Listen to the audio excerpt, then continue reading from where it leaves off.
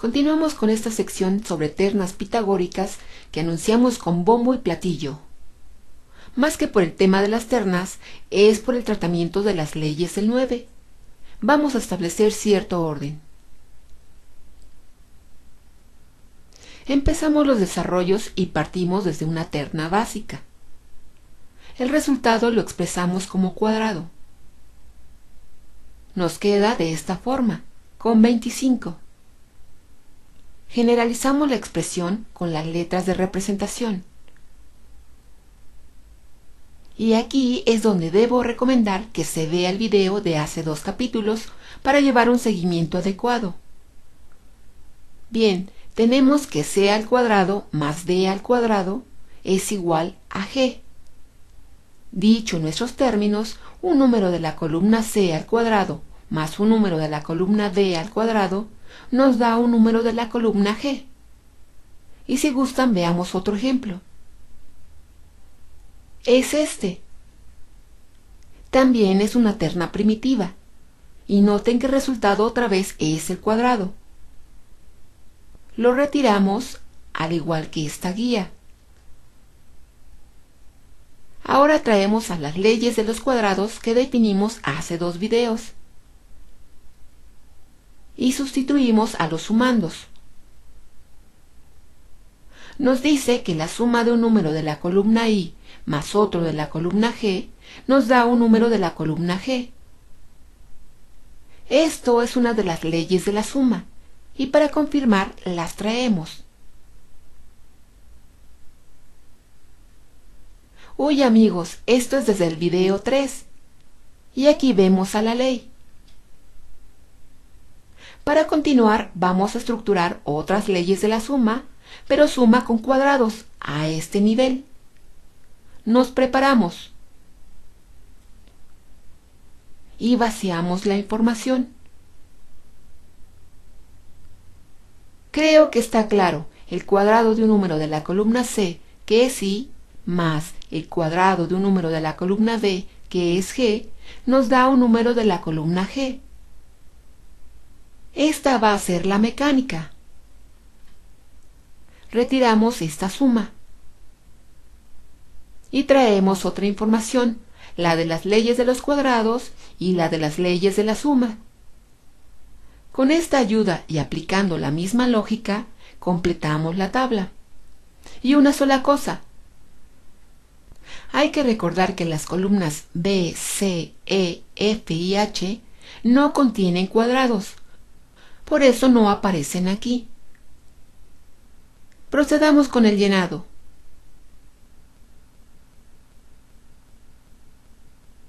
Se forma esta tabla donde están todas las sumas de los números cuadrados. Todavía no hablemos de leyes, son 81 posibilidades y acerquémonos para ir depurando.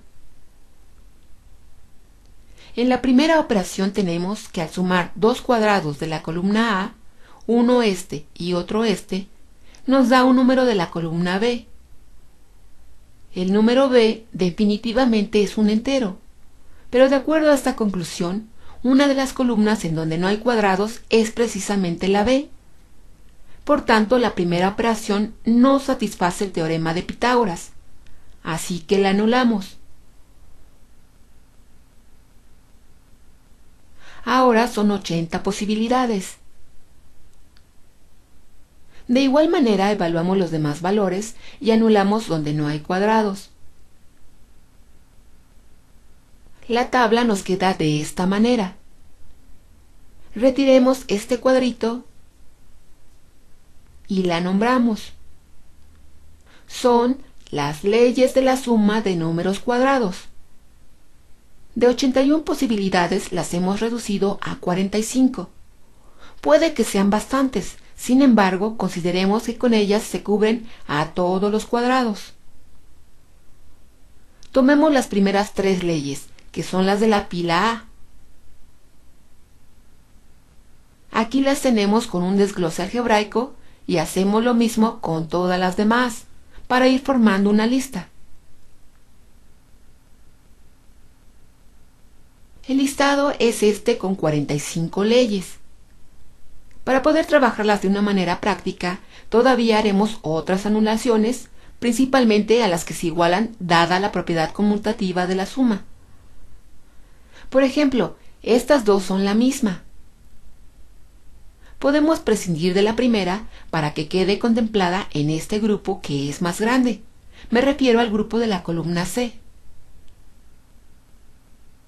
De forma análoga, inhabilitamos todas las sumas que se duplican, que son las que se ubican en estos grupos de aquí arriba.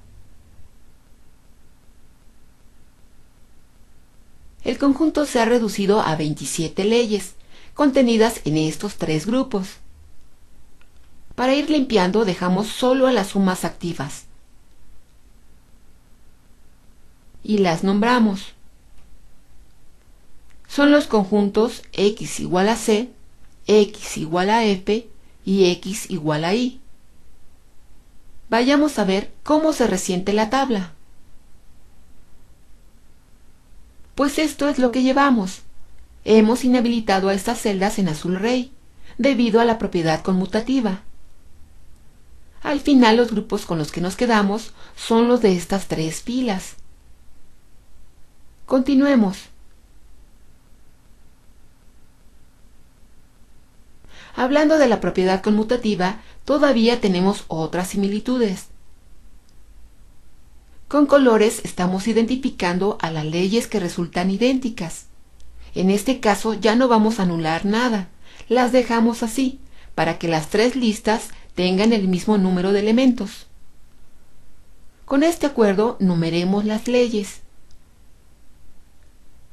Notemos que a sumas iguales les corresponden números iguales. Retiremos las marcas. Pues como se habrán dado cuenta, no nos pudimos librar de sumas similares. Y aunque hubiéramos hecho las anulaciones, la propiedad conmutativa seguiría presente. Veamos esto. En estas tres sumas, los sumandos son de la misma columna.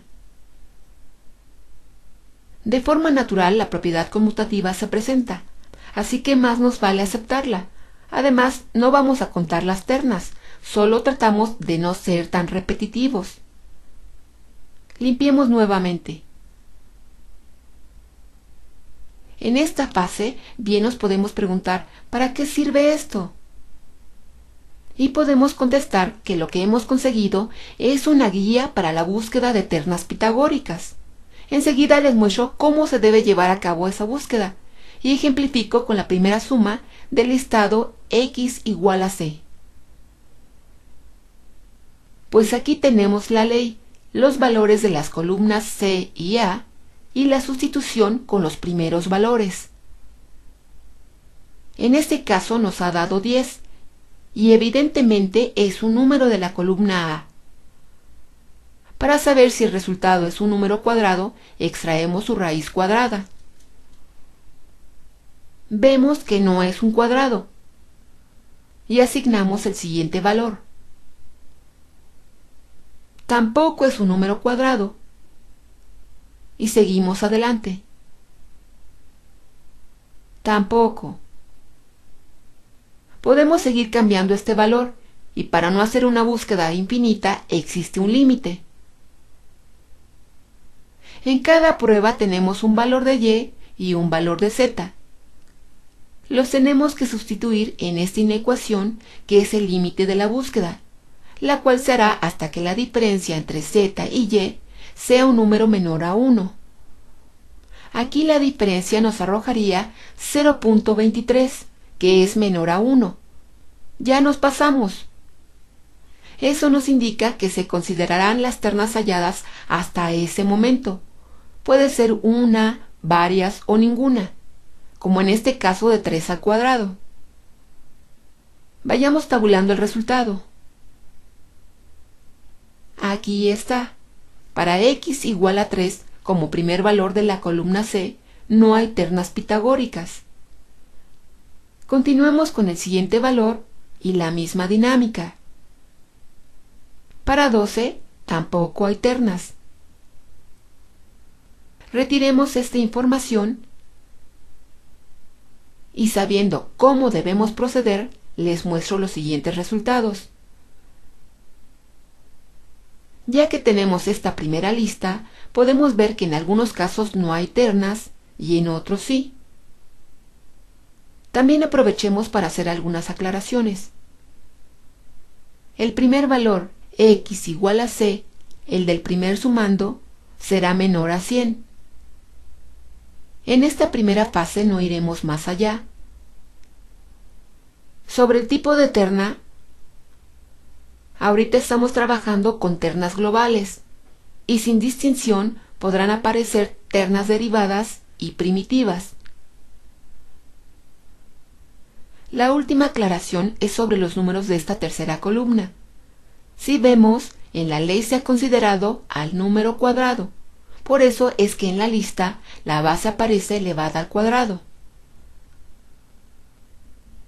Por ejemplo, este 35 tiene como raíz digital h, que difiere de a. La forma correcta es tomar al número cuadrado. De esta forma se obtiene el valor que se indica en la ley. ¿Estamos entendidos con esas tres aclaraciones? Ahora voy a continuar mostrándoles las ternas de las demás leyes. Seguimos con las de x igual a c. Esto es con la ley 2. Y esto con la ley 3. Como ya lo he mencionado, estas aplicaciones de las leyes del 9 nos proporcionan un orden, y como podemos ver, ese orden indica que esta ley 3 no proporciona ternas. Obviamente esto es una hipótesis, no tengo la demostración, pero así lo vamos a asumir. Lo declaramos por aquí. Aquí está, en la ley 3 no hay ternas globales. Continuemos con las siguientes tres leyes. Lo que se observa en estos tabuladores es que la ley 6 también es carente de ternas. Y lo declaramos. Seguimos con las tres leyes restantes. Aquí se presenta otra situación. Vean que en la ley 9, salvo en el primer valor, todos los demás producen por lo menos una terna. Podemos decir que es un tabulador lleno. Por supuesto que eso también es una hipótesis, pero lo declaramos. Por cierto, todas las ternas de esta ley 9 son derivadas. Con esto hemos revisado las 9 leyes del listado x igual a c. Pasemos a la siguiente lista.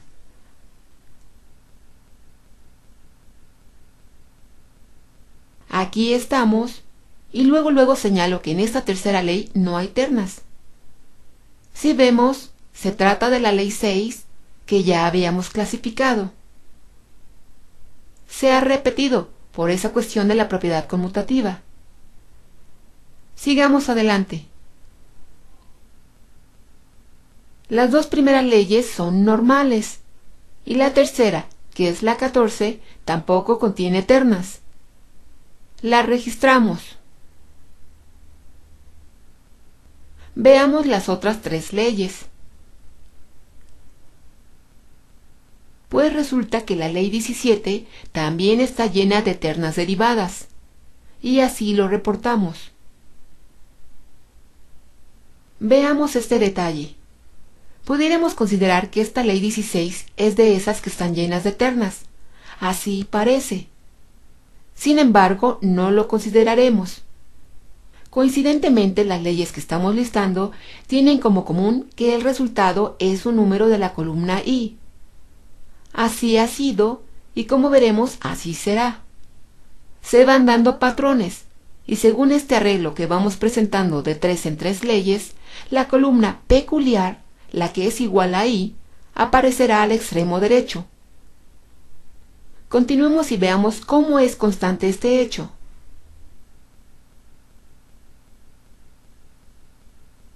Noten que en esta tercera posición se presentan dos saltos.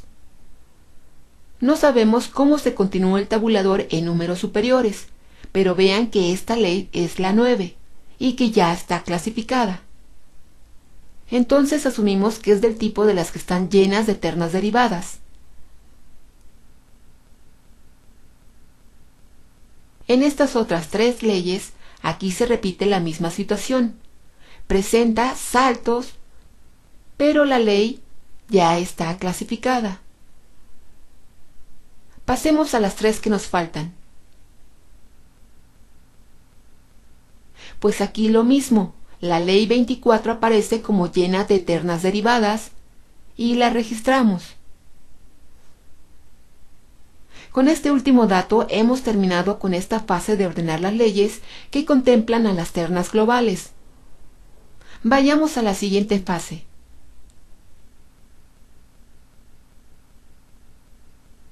En este video hemos expuesto mucha información y procurando no enredarnos ni perdernos, titulo la siguiente fase. Vamos a hacer la misma actividad, pero ahora únicamente con ternas primitivas. Es la misma tónica, salvo que estos resultados son exclusivos de ternas primitivas. También hay que comentar sobre el rango de las ternas. Para esta segunda fase, solo se considerarán los resultados en donde z sea menor a 1000. ¿Sí? Ahora atendamos a la tercera columna. No se presenta ninguna terna primitiva, y así lo declaramos. Notemos esto. La ley 3 está aquí y acá. Son dos apartados diferentes y eso es válido. Continuemos observando los tabuladores. Son las siguientes leyes y nos venimos a encontrar que la 6 es carente de ternas primitivas. La agregamos a la lista. Y continuamos. Estas son las últimas de la lista x igual a c y vemos que esta tampoco contiene primitivas. Aquí la hemos puesto. Noten cómo se va dando la información. Anteriormente estaba llena de ternas derivadas, por supuesto que carente de ternas primitivas, lo que se confirma en esta otra clasificación.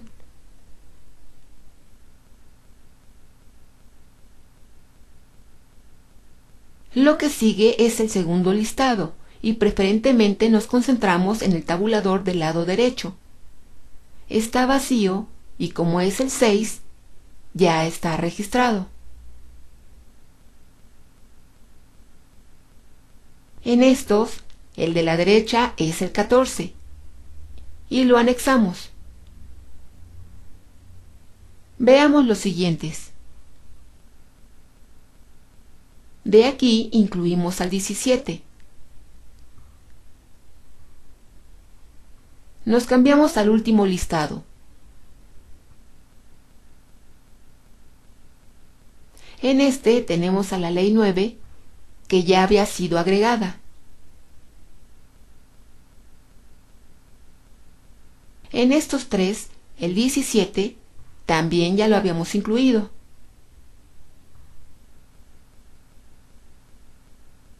En esta última tercia de leyes aparece la 24 como vacía, y es la última en el registro.